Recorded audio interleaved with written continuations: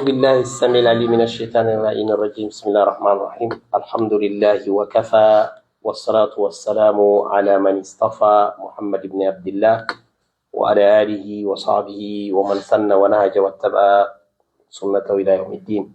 هري كرب دينغول جوني nde deftere ɗo ko qur'ana mo suɓanɗen kanko Mariama Bari haray ko nde ɗo woni fuɗɗorde joni noon ɓe gandi haray kamɓe da'iman ɓe mari fi fatarat no woodi nyalɗi ɗi ɓe wawata ƴettude mushaf on kono haray no woodi ajizaji ɗi o utilisata ga so hewti on fatara ɗon fa hada ahyanan wondeji gono toon la yamna an taqra al qur'an haray ɗum ɗo wawatamo ampisude jangugol qur'an o bi tariqatin ma bi iznillah.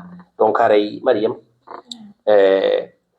min jonnima nde ɗo are mbeɗe wiyama sanu Allah no dalirani noon nelaɗo on sanu quri'uka fala tansa illa ma sha Allah innahu ya'lamu al-jahra ray ko nde ɗum min waɗanma ka ramzan ya waɗude fu ittan ɗo ko windi nder ɗo ko wonta ka ɓernde kadi gollitira kadi nani haray ko no woniri ɗo men inde ya jangu haray en ƴettay kadi ɗo kadi mubasharatan Muhammadu wuri balde haray an kadi mbeɗe wiyama sanu quri'uka no Allah dalirani noon nelaɗo sanu quri'uka fala tansa haray an kadi ya andu a décidi natugol zumra Allah on ko ɗum woni ulamaɓe makko ɓen ɓe o suɓi ɓen arrasikhuna fil ilmi yaquluna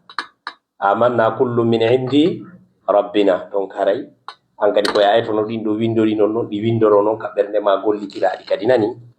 Naam haray joni iɗen hajja Mariam yafoto joni jonniten bandirawo meɗen o yoga ayeje ko jangana en fatafaddali mashkuratan ma'jura.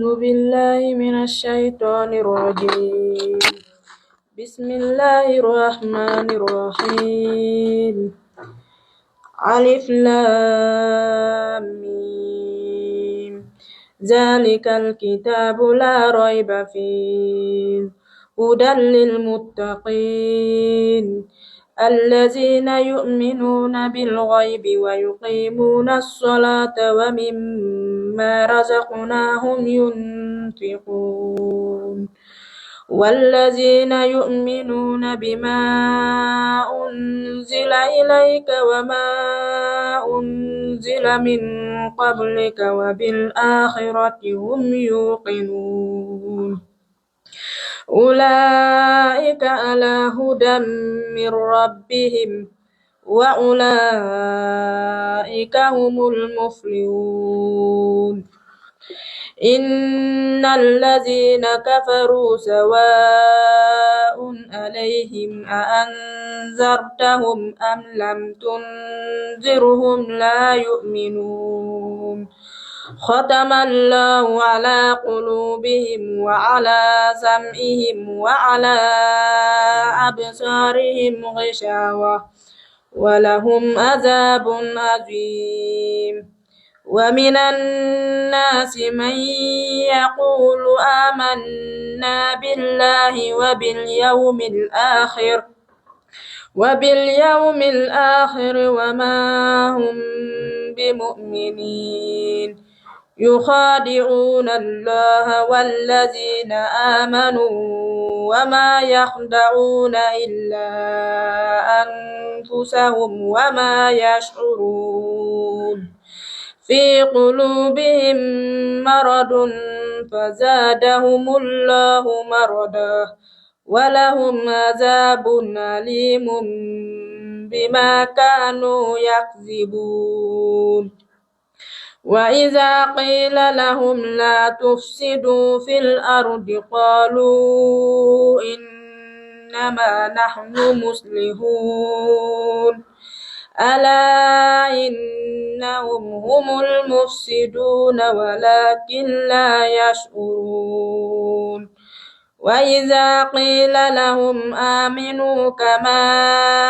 آمن الناس قالوا أنؤمن كما آمن السفهاء ألا إنهم هم السفهاء ولكن لا يعلمون وإذا لقوا الذين آمنوا قالوا آمنا وإذا خلوا إلى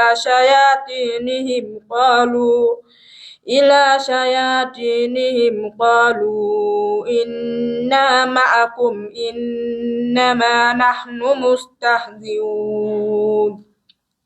الله يستهزئ بهم ويمدهم في طغيانهم يعمهون أولئك الذين اشتروا الضلالة بالهدى فما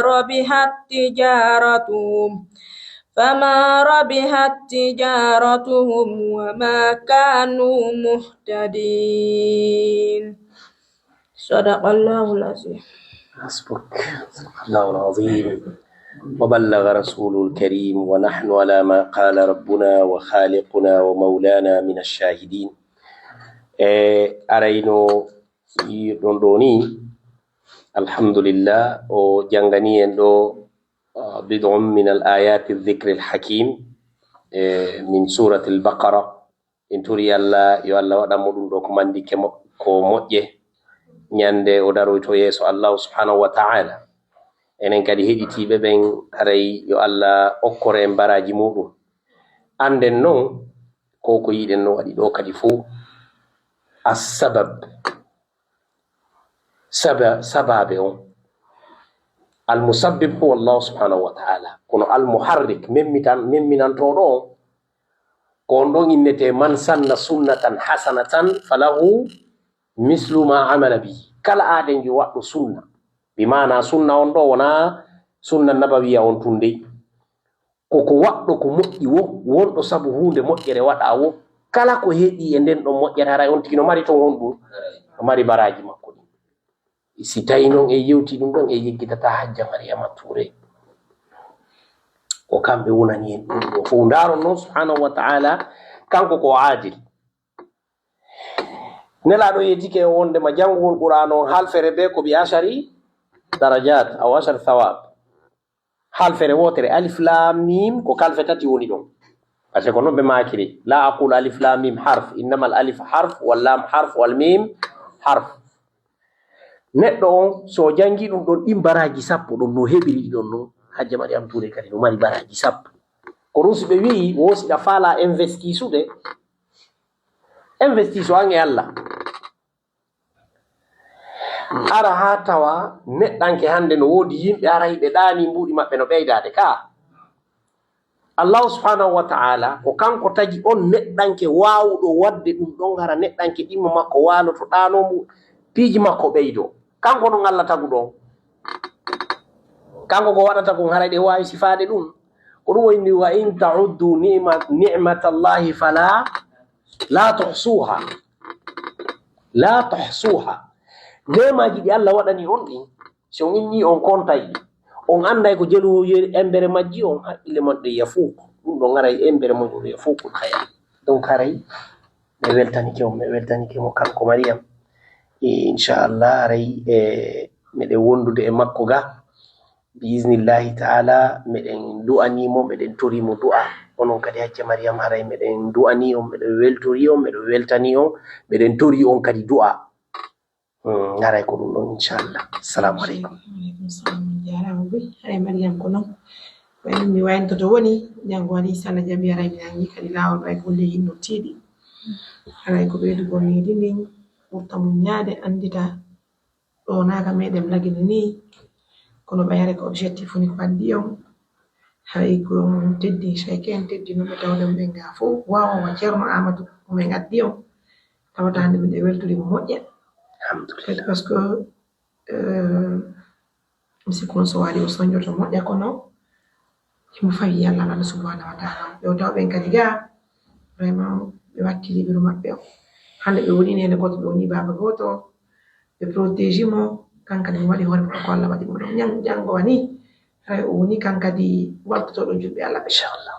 et wenti moƴƴa je suis très fière de lui il faut le reconnaître et sababu onon kadi o wawayno ɓe kadi ɓe tawi ɗo fof kamɓe kadi franchement prenez l'exemple quoi wala ɓurto moƴƴinande o fof moɗon wawinaɓe kamɓe kadi je suis et moi de mon côté inchallah assistance humanitaire d'urgence va continuer à sensibiliser les parents et à tous les partenaires de se donner au fond pour inscrire les enfants dans les centres coraniques et les faire venir en Égypte pour la mémorisation du Coran.